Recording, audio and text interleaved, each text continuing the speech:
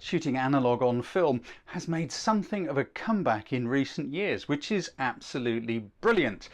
But the main difference between shooting film and digitally is of course cost. How do you budget? Because every single frame of that film, and indeed the film itself, has a cost attached to it.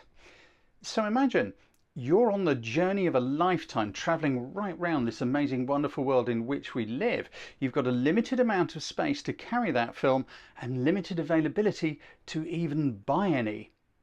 So how do you budget what to spend your frames on? How do you choose what to photograph in that incredible, amazing adventure of a lifetime?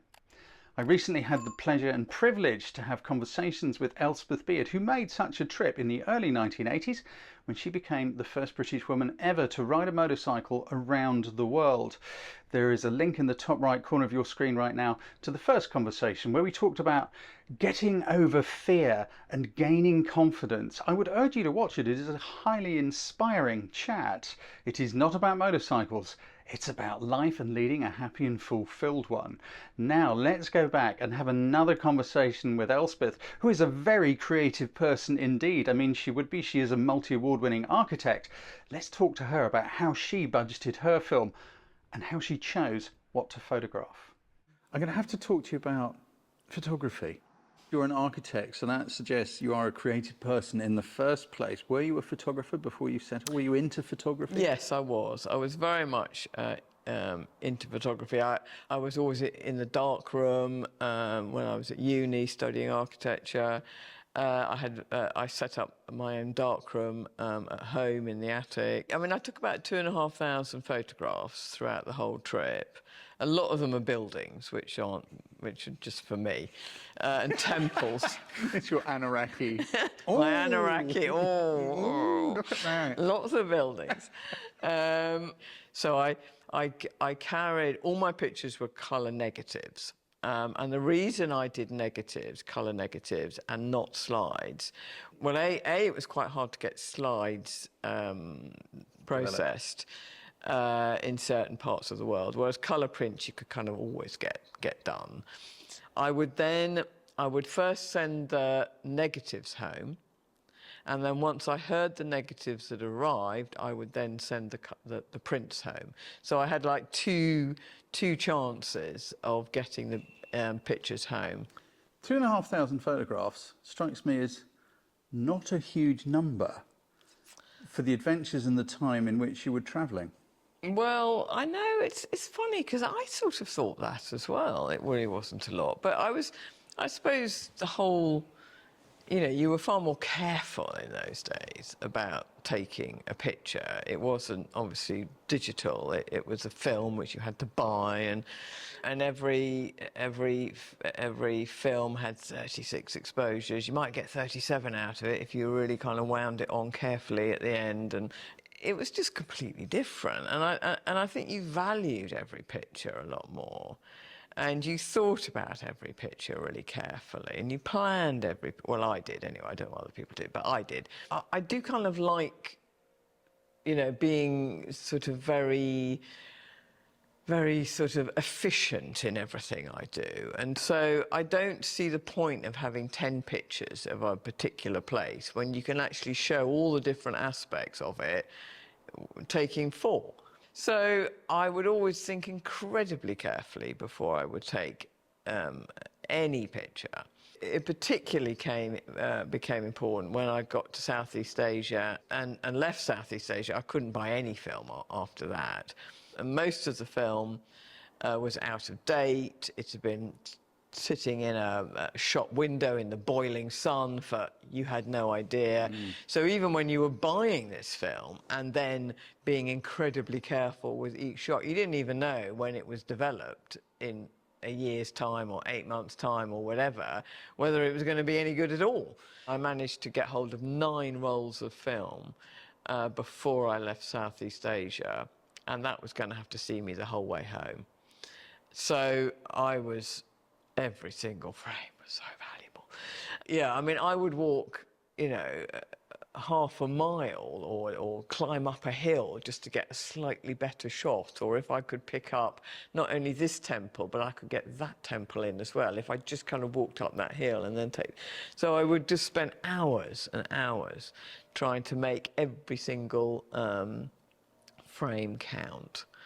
So that's probably why it's only 2,500.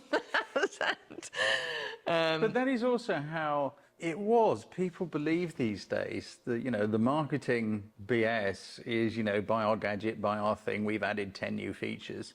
And the camera will take great pictures for them. So how do you budget? How do you choose? Okay, you're walking around things, you're looking at them from many angles. And I guess you go, right, this angle doesn't work, and you go back to the first one. Yeah, but also you didn't know what was coming ahead. So I had 9 rolls of film to do India, you know, Nepal, Pakistan, Iran, Turkey, all the way back to London. 9 rolls of film. Well, I didn't know how to, you just had to, you know, you just saw a picture and that was a 10 out of 10 picture. So you knew you were definitely going to take that, because that was just like, you know, of the Taj Mahal. Well, you're going to take that picture. So there were certain pictures you knew you were going to take. And then the rest, you just, I don't know, you just had to weigh it up, really, whether you felt it was worth using up one of your frames. One of your lives, one of your 2,500 lives. Exactly, Yeah. exactly. And then all the film that I left from Southeast Asia, that was all carried on my bike for, you know, all in the sand and through the deserts. So it's amazing it actually survived, and all the heat. I mean, I wrapped it up. I had one of those X-ray bags, you know, that used to buy. I remember the old X-ray bags X-ray to protect bags your film. to protect my film, but they were quite good because you could kind of wind, you know, you could kind of tie them quite tightly. For people who don't know, X-ray bag. Yeah, it was a lead-lined bag or something. It was a lead-lined bag. The rays of the security machine couldn't get in there. In theory. In theory. And so even though you wouldn't necessarily go through security unstopped, it meant they would stop you and open the bag rather than expose the film to the rays. Yeah. But, you know, the camera I chose was a really simple, it was a Pentax K1000, which we have here. It's here. Oh, you've got it there? Got it here. She snuck it out, I think. So this was the camera that I used. That is the camera. Which is the camera that I used. Which went around the world. And this is the strap that was on it. The same strap. And, you know, really, really basic, simple, completely manual, nothing automatic at all. And I had 3 lenses. I had the standard lens, which came with the camera. I then had a wide angle, and then I had the zoom lens. And between those 3, I took all my pictures. Do you still use it? I have to say I don't, but it still works. Still works. Still sounds good. Yeah, it does. It does sound nice, actually, doesn't it? Yeah. That click. There is something deeply satisfying about a genuine mechanical click rather than electronically generated one. Yeah. And that was a dent. I think I was going to ask about the dent. Yeah, I dropped it somewhere, but it's fine. It still works. Still works. And I carried this in my tank bag. So when I used to stop, I just used to open up the tank bag. It's all there. You know, those moments you're coming down the road and you come around a corner and suddenly, I don't know, there's an old lady carrying a camel down the street, or the light is hitting something extraordinary. And you could just grab your camera. You need the camera now, not in a minute and a half.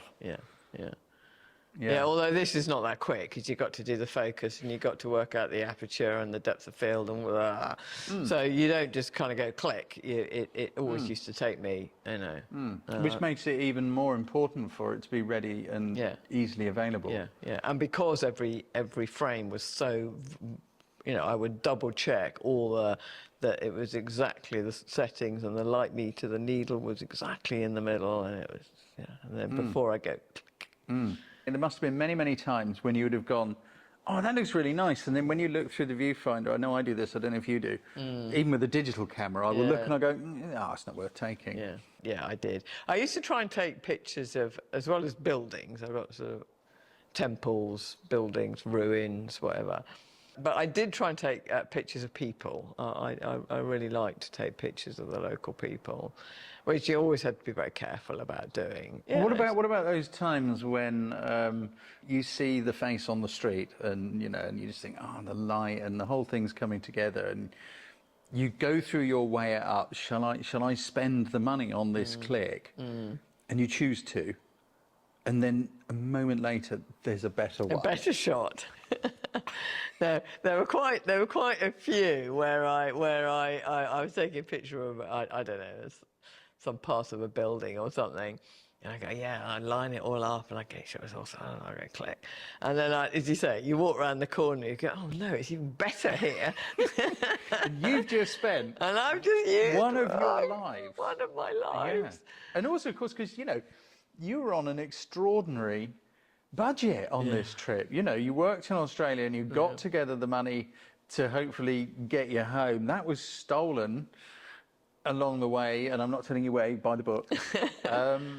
It's like every single thing you did was a cost. Yeah, and I used to calculate every cost. Like in my diary, I would at least once a week, I would work out exactly how much money I had left. So I'd count my traveller's checks, I'd count the cash I had, and it would all be added up, and then I would deduct that from what I had from the week before.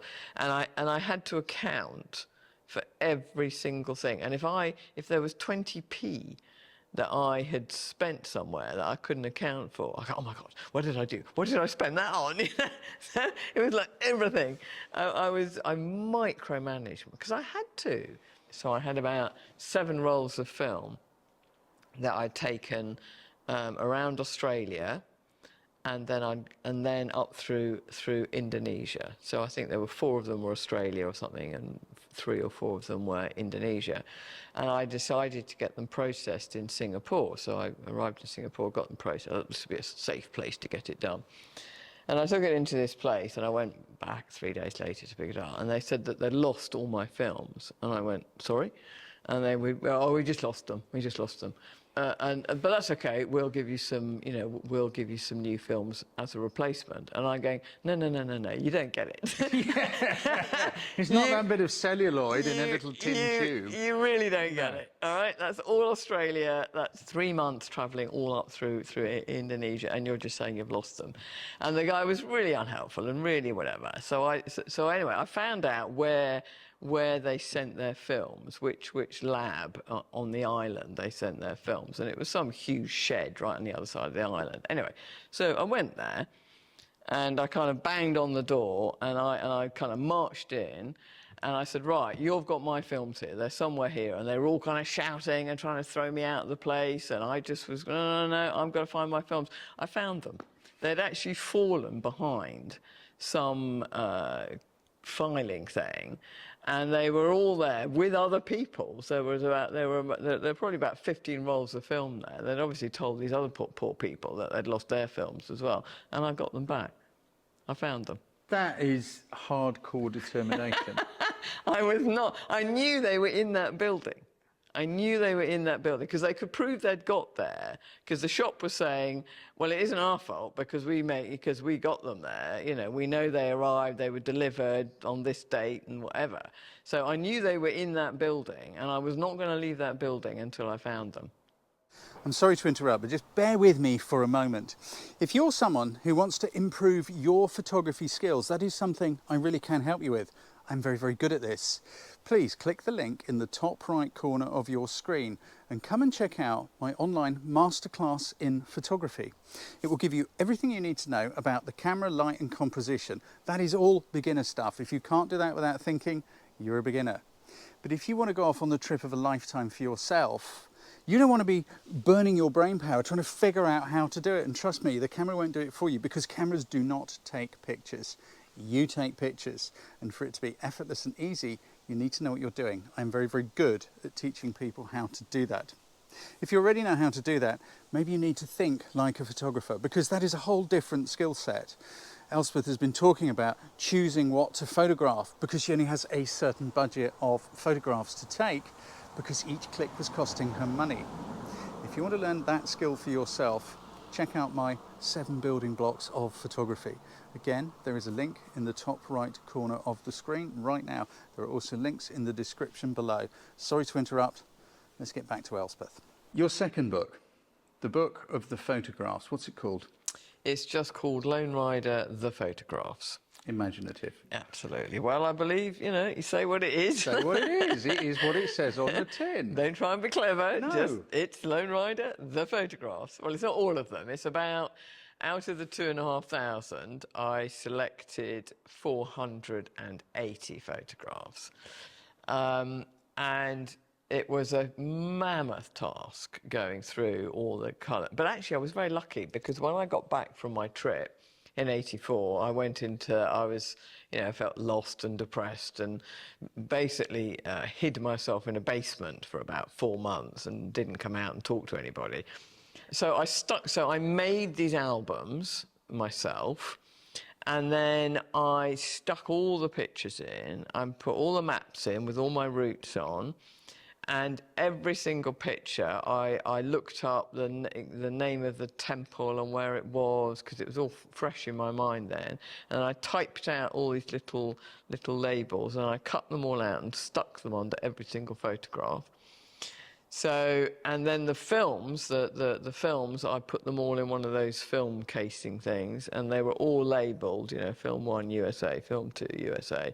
So they were all labelled. So actually, when I came to do the book 40 odd years later, it was relatively easy.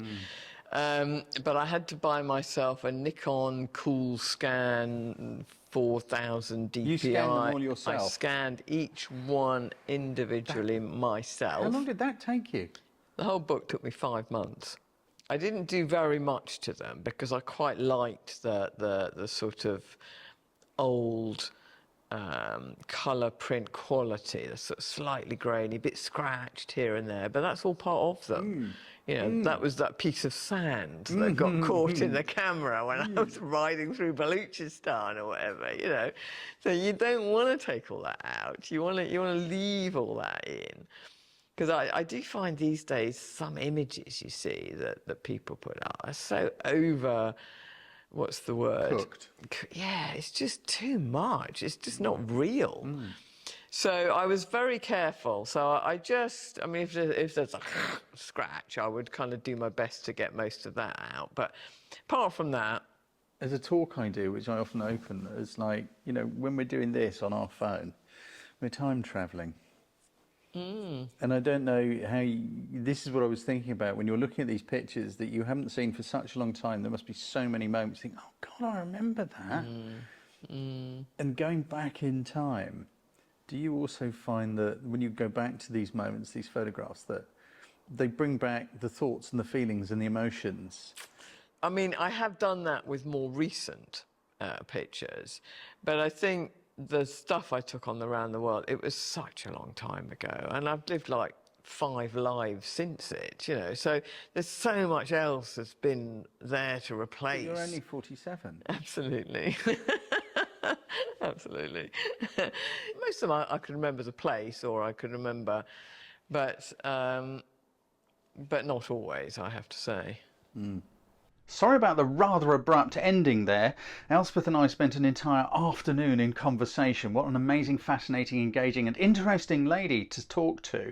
If you haven't already seen our conversation about her journey from fear to fulfillment, I strongly urge you to go and watch it because it is a truly inspiring conversation to listen to. If you'd like to hear more inspiring conversations, learn more about photography, stay up to date with my courses and workshops which I run in various places around the world, click the little square popping out next to me right now and sign up to my newsletter where there's loads of good stuff which we send every month. If you haven't already liked this video, please do it now because it really, really helps me out. Beyond that, I wish you well and look forward to seeing you next time.